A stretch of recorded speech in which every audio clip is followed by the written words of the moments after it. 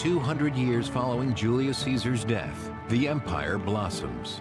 Peace and prosperity usher in Rome's golden and silver ages. But it may be too much of a good thing.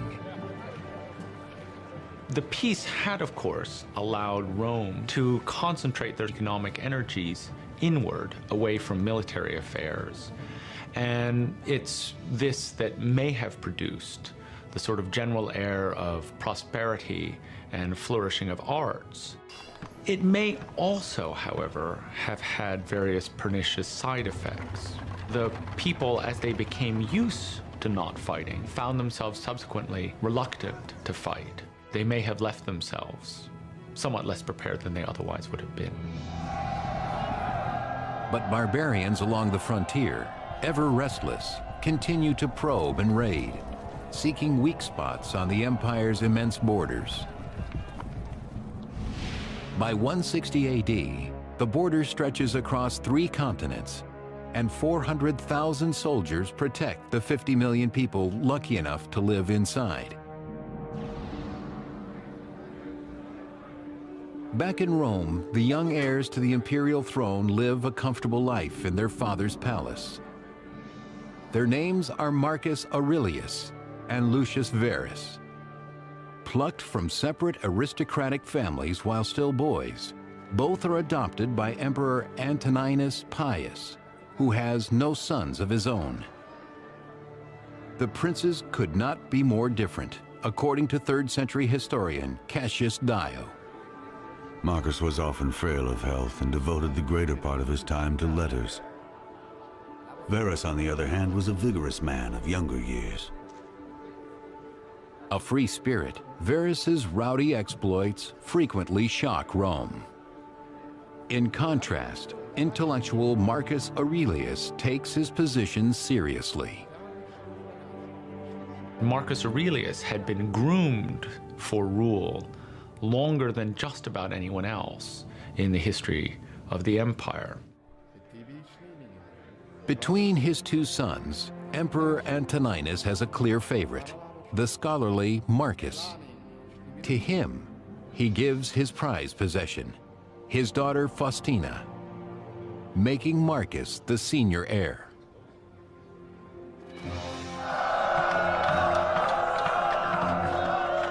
In 161, when the Emperor Antoninus dies, Marcus and Verus claim the throne, supported and approved of by the emperor's personal army, the Praetorian Guard.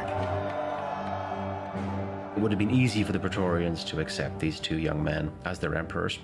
Of all the troops of the empire, the Praetorians would have known them, because they were stationed in Rome, and they would therefore have been guarding the palace, and they would have had interactions with these 2 princes over many years. They cement their bond to the Praetorians with a generous kickback, a bonus equal to several years of regular guardsmen's salary. Marcus and Verus will need the loyalty of the Roman army as war looms large on the horizon. To the east, the Parthians invade Rome's ally Armenia, making Syria vulnerable to attack.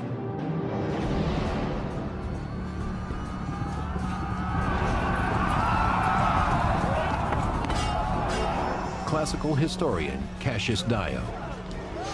The Parthian general hemmed in the Romans on all sides, striking them down and destroying the whole force, leaders and all. The fighting is savage, and Roman forces cannot hold against the Parthian assault.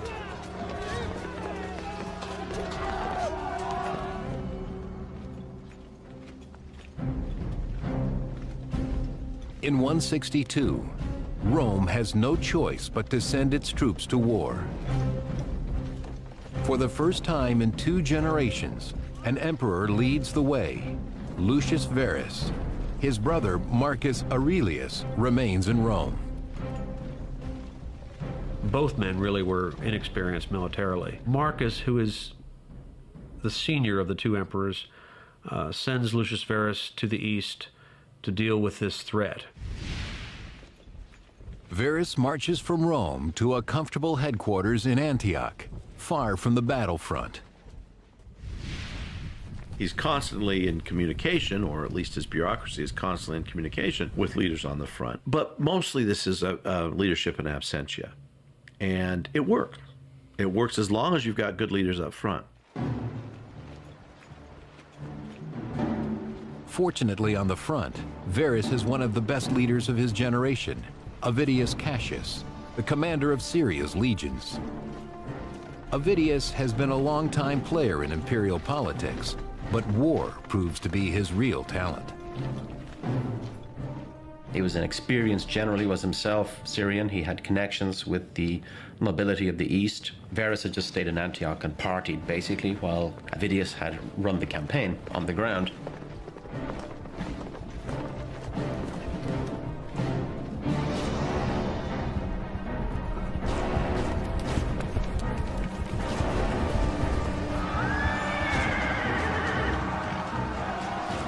Avidius masterminds a string of victories that take the Romans into the Parthian heartland, face to face with their enemy. The real killing that Roman soldiers did came at arm's length. That frightened everybody. To keep fighting at arm's length when your enemy is there with a sword or an axe, and you can't tell what's going on behind you or to the side of you because you're wearing a helmet.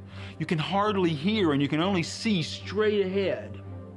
It required courage and dedication and overcoming your fear to an overwhelmingly amazing degree. Over the next 3 years, Avidius and his troops make a brutal sweep across Parthia.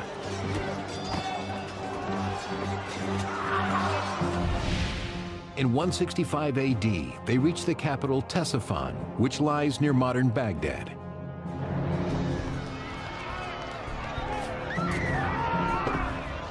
The Romans cruelly ravaged the ancient city. Classical historian Cassius Dio. When the Parthian king was deserted by his allies, Avidius pursued him into Ctesiphon and razed his palace to the ground. The looting gets out of hand. While plundering the temples of the local gods, the soldiers steal sacred vessels and other treasures. It's an abomination to violate temples. Divine punishment for the crime comes swift and furious. The soldiers contract a deadly disease from their Parthian victims, possibly bubonic plague. The Romans leave Ctesiphon swollen on success and unwittingly carrying contagion. Having conquered Parthia and secured the Eastern Empire, Avidius and Emperor Verus returned to Italy.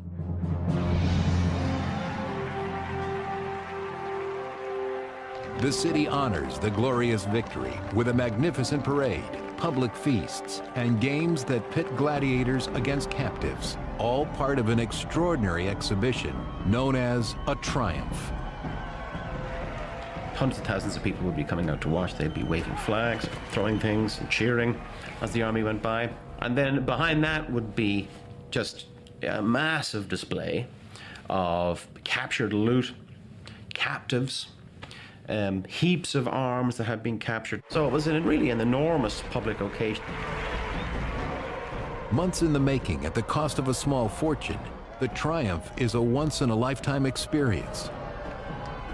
Verus celebrates with his new bride Lucilla, the daughter of his brother and co-emperor Marcus.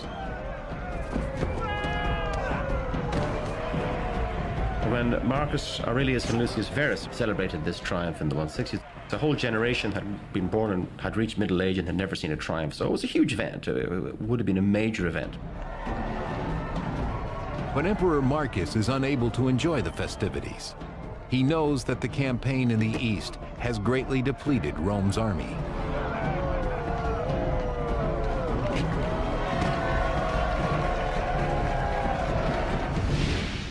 And even as Rome parties, savage barbarians prepare to attack the reduced defenses on the empire's northern frontier.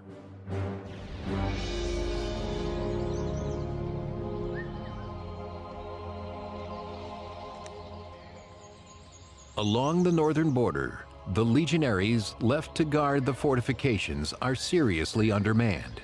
too few troops have returned from the war in the east. The guards make an easy target for barbarian tribesmen who creep out of the dense woods to prey on the Romans.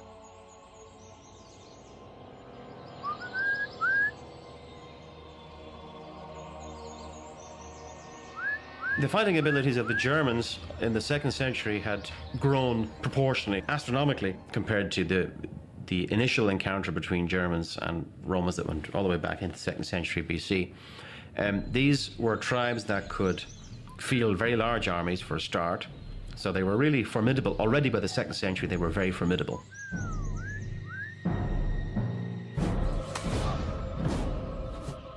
Out on the edges of the empire, soldiers are mercilessly cut down. The dark forests of Germania become their tomb.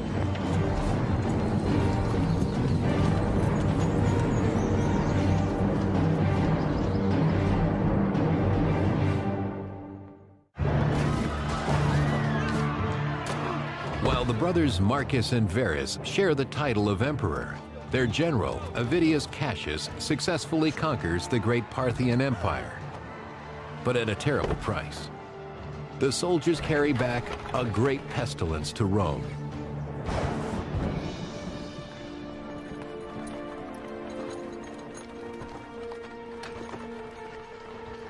The Parthian War of Marcus's adopted brother, Lucius Verus, seems to have been responsible for bringing back some form of plague into the Mediterranean basin, which led to simply untold devastation of the population of the empire.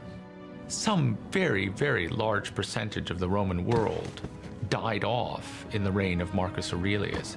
Estimates vary from 10 to 25%. And it will have been very, very much worse in major population centers because the people were piled one on top of each other.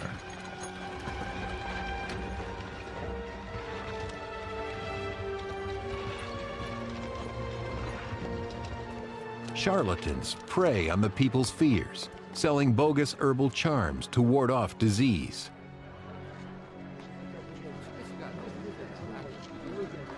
They say the plague is the gods' revenge for raiding Parthian temples.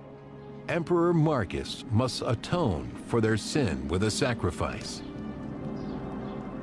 The only rational response for a Roman emperor in the face of a giant natural disaster like a plague was to try to restore our peace with the gods by increasing sacrifices, by increasing public manifestations of devotion to the gods.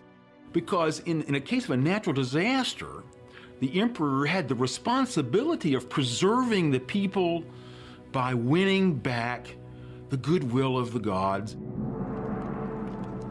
Despite 7 days of sacrifice, the gods are still hungry. The death toll continues to rise, especially among the troops in the army camps. So a lot of experienced soldiers would have been lost, and large numbers of the civilian population. So it was hard to rebound quickly.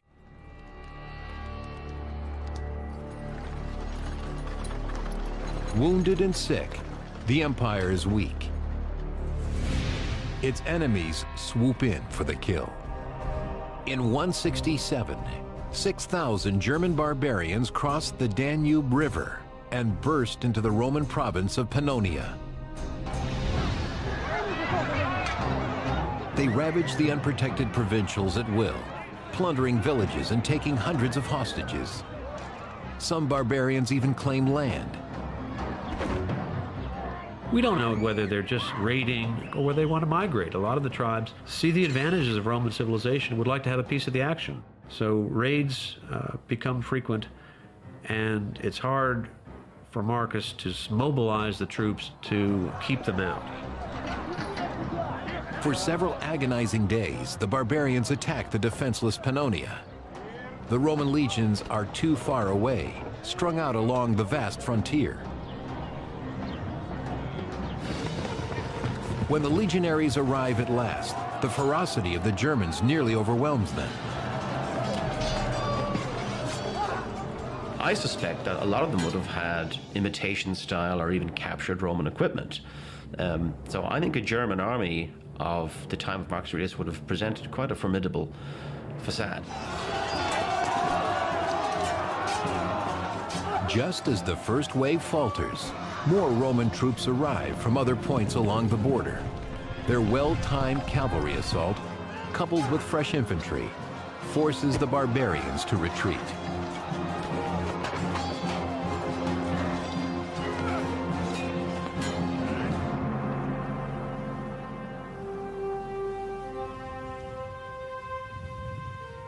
Showing incredible confidence, the German warlord Balamarius of the powerful Marcomanni tribe ventures into the Roman camp to negotiate a peace treaty.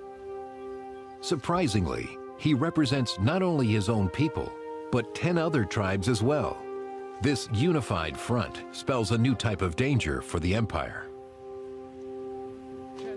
The German threat that Marcus faced was different from the one that had been faced by earlier emperors. They've become more organized. Their societies have changed, probably by influence and exposure to the Romans. There's a great irony there.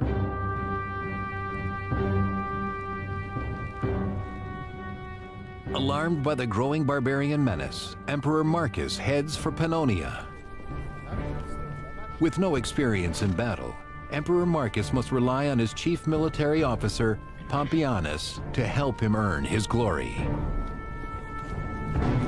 German raids had gone across the Danube, stealing cattle, stealing slaves, stealing goods for centuries. Why now does Rome actually decide it's going to lead an expedition, a punitive expedition against these Germans? In my estimation, Marcus Aurelius is simply building that into a case for more military activity in order to give himself more legitimacy in Rome. Though Marcus's brother, Emperor Verus, also joins the campaign, he is drunk and unwell.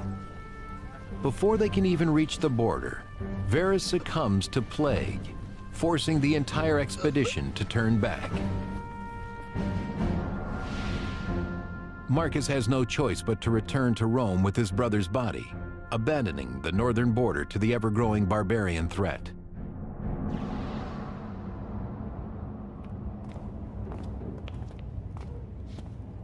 He returns to a court facing its own crisis. The empire's many wars have exhausted the royal treasury. There is nothing left to fund a new expedition against the Germans. Most officials probably were wealthy enough that a missed payday wouldn't matter much. But a soldier who was basically living hand to mouth and supplementing that living by gathering booty from conquest, those things begin to matter. Unable to pay his soldiers, Marcus resorts to extreme measures according to the Augustan history. Marcus held a public sale of his own imperial furnishings. He sold goblets of gold and crystal, and even his wife's silken gold embroidered robes. It's sort of as if the royal family in England ran out of money and had to put a lot of, had to put the crown jewels in eBay or something to raise money. I call this a public relations scheme because you couldn't possibly raise enough money to manage a war by selling off your second and even your third set of china, which is more or less what the emperor did. But it amounted to an attempt to show that even the emperor was going to make a personal sacrifice in favor of the common good. The sort of sacrifice that Americans once made in the buying of war bonds in World War II.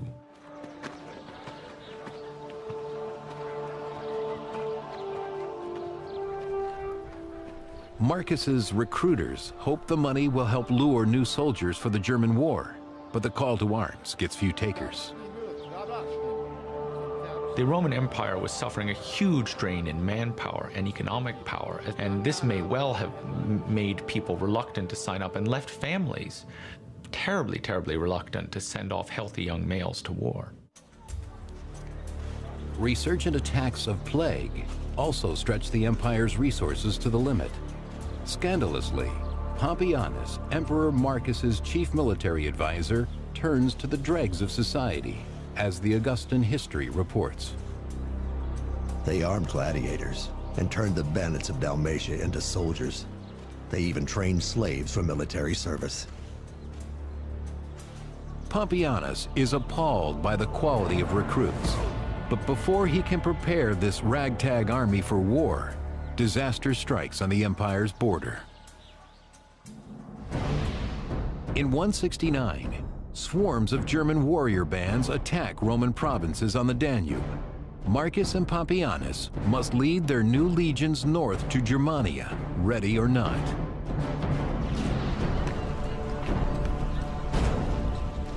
Fighting on the barbarians' home turf, the inexperienced Roman army is clearly outmatched. When Germans were able to draw the Romans across the Danube and fight in forested terrain, where the Roman soldiers were not able to develop their military lines, not able to use their auxiliaries effectively, the Germans had the advantage, and they often won. In the spring of 170, the greatest of the German tribes, the Marcomanni and the Quadi, square off against the Romans and crush them.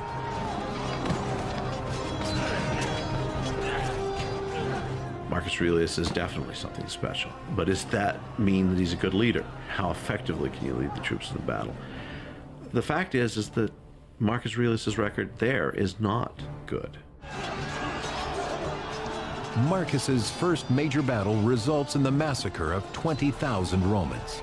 It is the worst Roman defeat in a century. Emperor Marcus Aurelius leads his first army to battle against the Germans and fails utterly. Then disaster strikes behind him. While Marcus is bogged down on the Danube, other Germans push into Italy itself.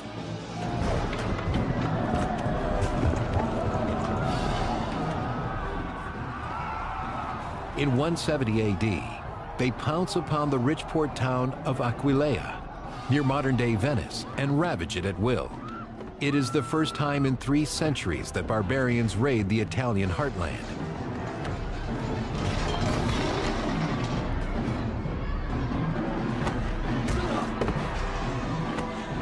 They're fierce, they're cruel, they're barbarian, and they probably conjure up in the Romans' mind images of the Gauls coming into Rome in the 4th century BC. The threats of the Cimbri and the Teutones in the late 2nd century BC. The Romans particularly fear these individuals coming to Italy. With Rome in the grips of terror, Emperor Marcus Aurelius must act quickly to vanquish the enemy once and for all. He moves with his army north along the Danube and prepares to invade the lands of the powerful Marcomanni tribe.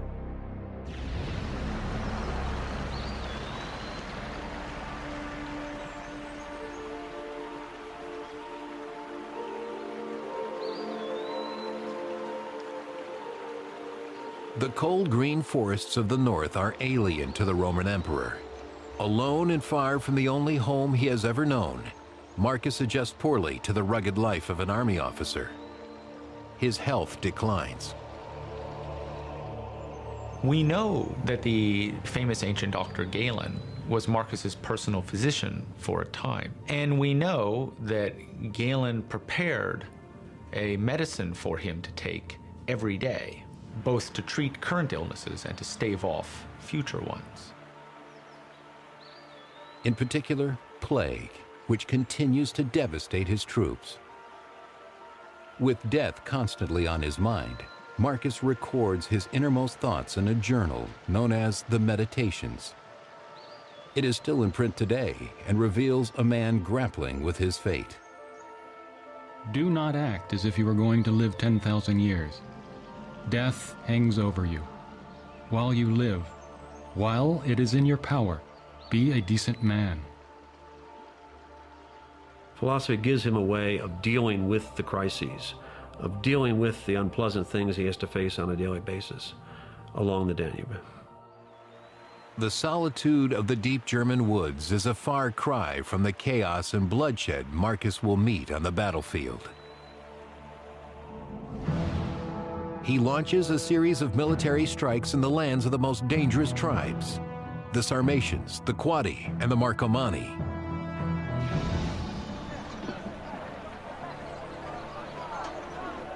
The barbarians have defeated Marcus before and remain confident as they set up camp along the river. But Marcus is learning from his enemy. He abandons the established Roman line formation in favor of smaller, more mobile units called vexellations. These give his army greater flexibility as they maneuver through the trees. It was a new war. It was a different war. And it was a war that was far different from some of these veterans who had just fought the Parthians in very straight lines and using conventional tactics in the Middle East. This was a war where ambushes were going to be the norm. When the barbarians least suspect it, the Romans swoop in.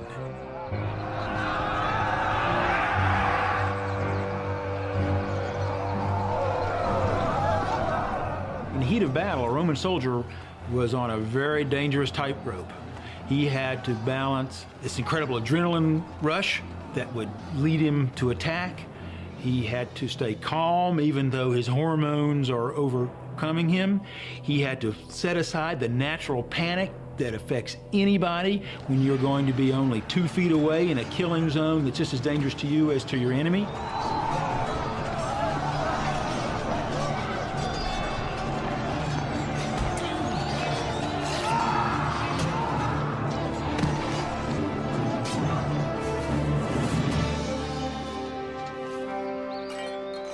At last, the ailing and inexperienced Emperor Marcus can claim a victory on German soil.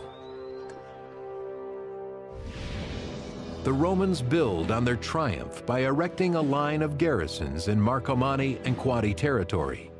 The annexation of Germania begins in earnest. But the Germans respond aggressively against the fortifications. Like hornets whose nest has been violated, the barbarians swarm the imperial headquarters in coordinated attacks. The Germans that came out of the forests against Marcus Aurelius are not howling savages dressed in bearskins with wooden shields and big axes like we see in Hollywood. They had been dealing with the Romans now for 2 centuries. They had learned their techniques, they'd observed their equipment, so they knew how the Romans fought.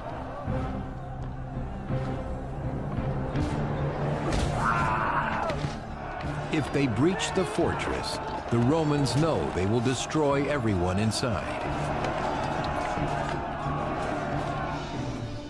Inside the fortress, Marcus Aurelius moves among his men, restoring their spirits and exposing himself to danger.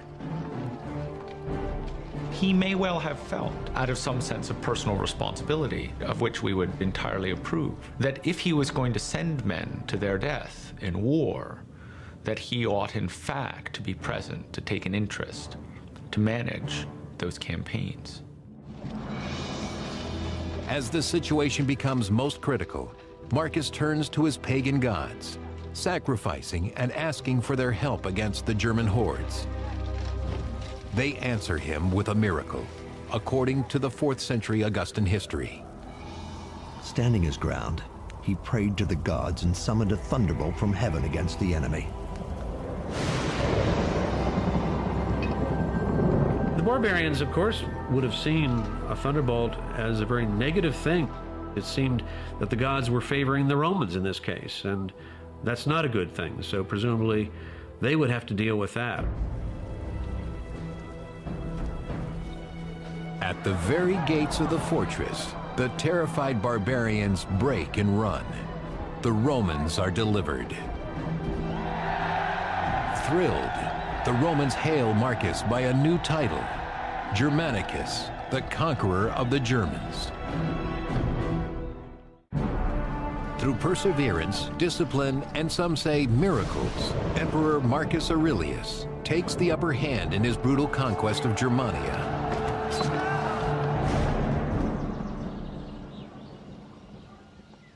Even the peaceful German farming communities are not safe from Marcus's wrath. The Romans prove their mastery by the edge of their swords.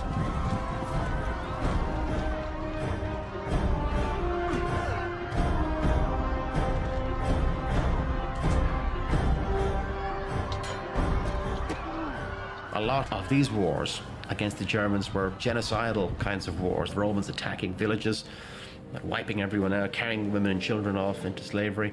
We see soldiers bringing heads of defeated enemies to get rewards. The Romans record the ugliness of the conflict on a towering monument, which commemorates Marcus's German campaigns. It is known as the Aurelian Column. The Marcus Aurelius column is saying this is a brutal, nasty business that your emperor is doing for your safety, and this is the cost of it. You know, it's not pleasant. In the German tribal lands, Marcus carves out two new Roman provinces, Marcomannia and Sarmatia. But just as they seem to be stabilizing, disturbing news comes from an unexpected quarter, Egypt.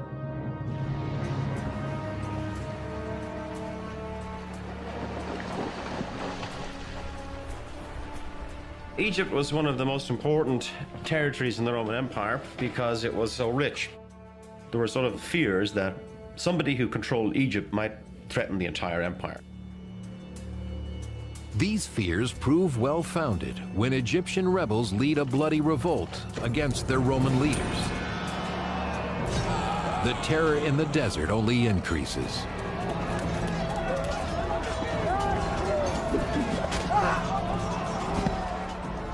It was definitely a worrying thing. You had to respond to that promptly. Egypt was a huge supplier of grain for Rome itself.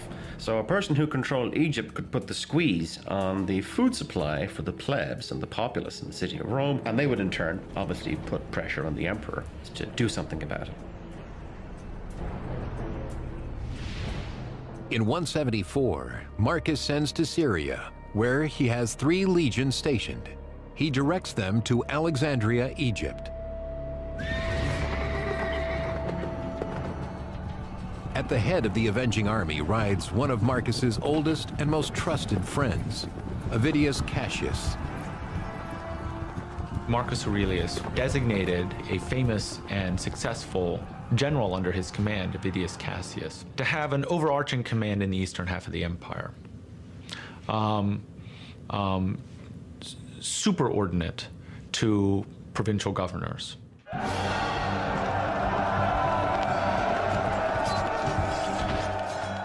The hero of the Parthian campaign does not disappoint. Avidius puts down the rebellion swiftly, securing the Egyptian territory and its wealth for the empire.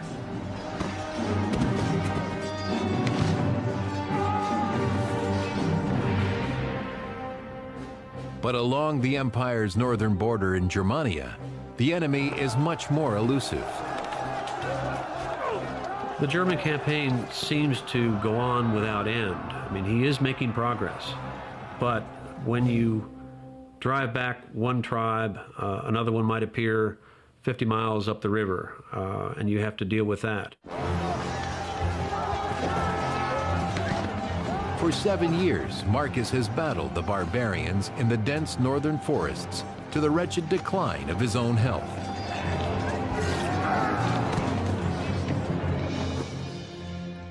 In 175, he falls ill on the German frontier. Whether it is plague or ulcers, his death seems imminent. His nurse and wife, the Empress Faustina, has stood by him for 20 years. Now she worries about her own future. If you're an empress or a princess, it's very clear what happens if the male that you're attached to dies or falls from grace or is usurped. Then your life expectancy can be reckoned in minutes, along with that of your children. You want to be sure that your husband is doing well and is healthy and is supported. And if he's not, then you need to be thinking about contingencies. Grief overwhelms Faustina. Who will protect her if he dies? She offers her hand and the empire to another noble, Avidius Cassius, the popular commander of the armies in Egypt.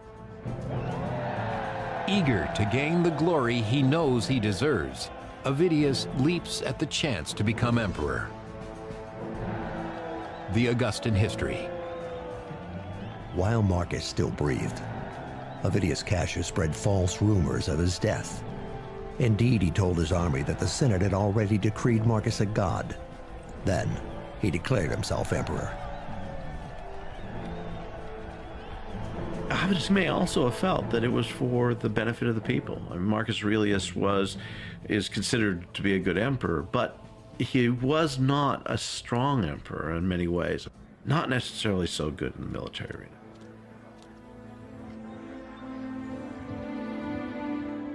Yet just as Avidius claims the throne, Marcus recovers from his illness, putting both men in an impossible position.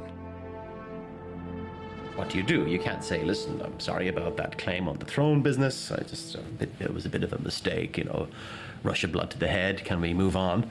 Once you'd staked your claim, you had declared your intention to be emperor. You'd always be suspected from that point on. This was threatening to Marcus Aurelius for a number of reasons. Avidius Cassius was a major military commander in charge of a significant number of troops. And now he intends to take those troops to Rome itself and assert his claim. 175 AD, embroiled in his German campaign, Emperor Marcus Aurelius is betrayed by a close friend, Avidius Cassius. Shockingly, Avidius is encouraged by Marcus's own wife to claim the throne.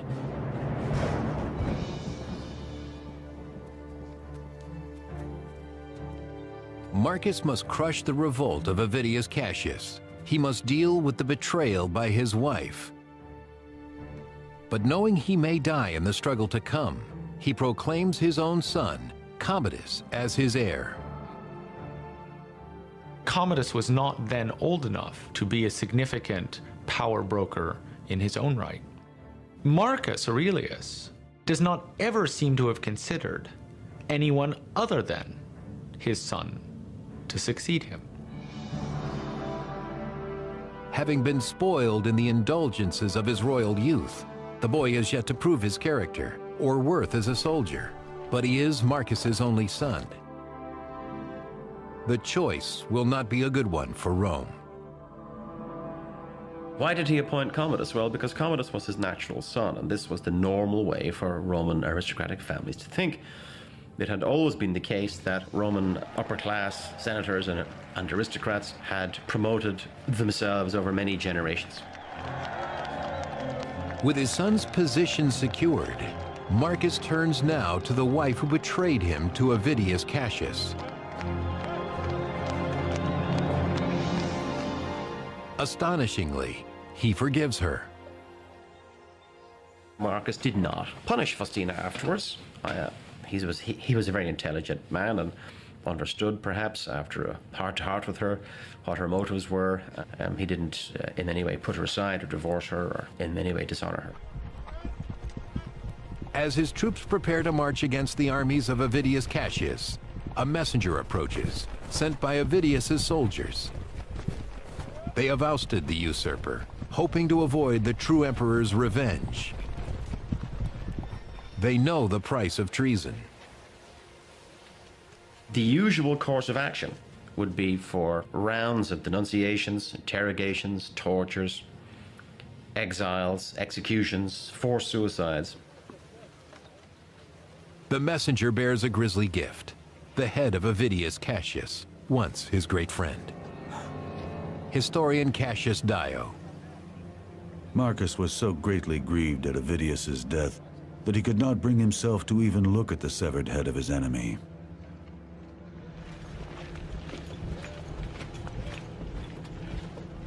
The rebellion is finished, and Marcus can turn again to the great project of his life, conquering the German barbarians once and for all.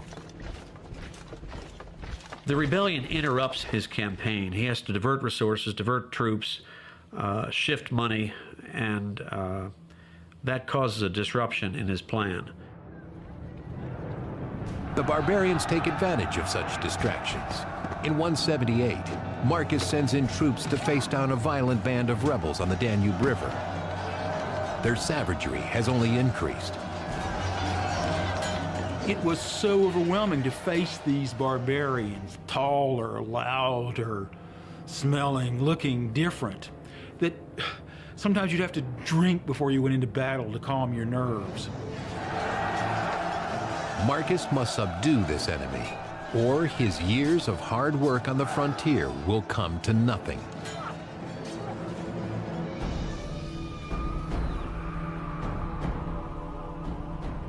The aging Marcus isolates the rebel leaders and has them brutally put to death.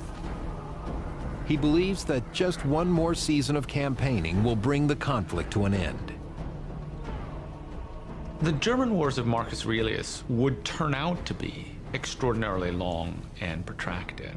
But it was not clear that it was obvious to Marcus or to anyone else that they would be so from the start.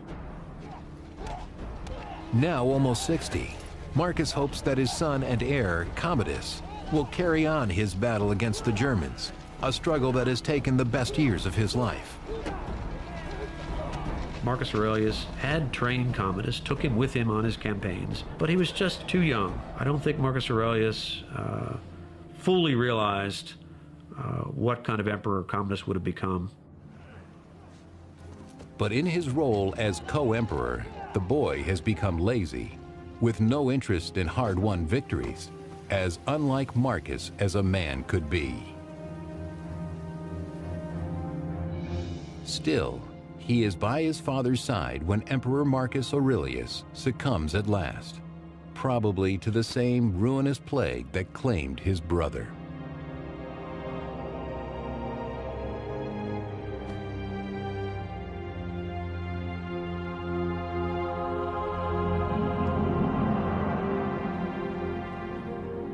Just 19, Commodus has no patience for warfare and longs for the good life in Rome.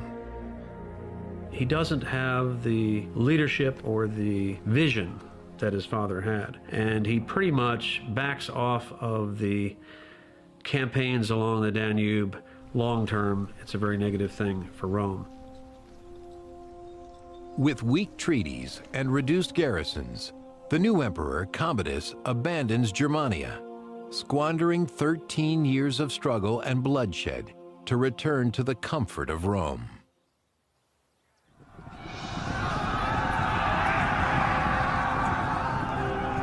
Without the vigilance of Emperor Marcus Aurelius, the great Roman Empire fights a losing battle against the barbarian swarm. And when you have a perfect storm of bad leadership, bad luck, and foreign threats, you're in really very deep trouble. What they would discover, not least in the reign of Marcus Aurelius, is that they could not withstand challenges across more than, say, a certain number of points along that border at any given time. The tide is turning for Rome. There will never be an emperor like Marcus Aurelius again. According to Dio, it is the beginning of the end. Our history now descends from a kingdom of gold and silver to one of iron and rust.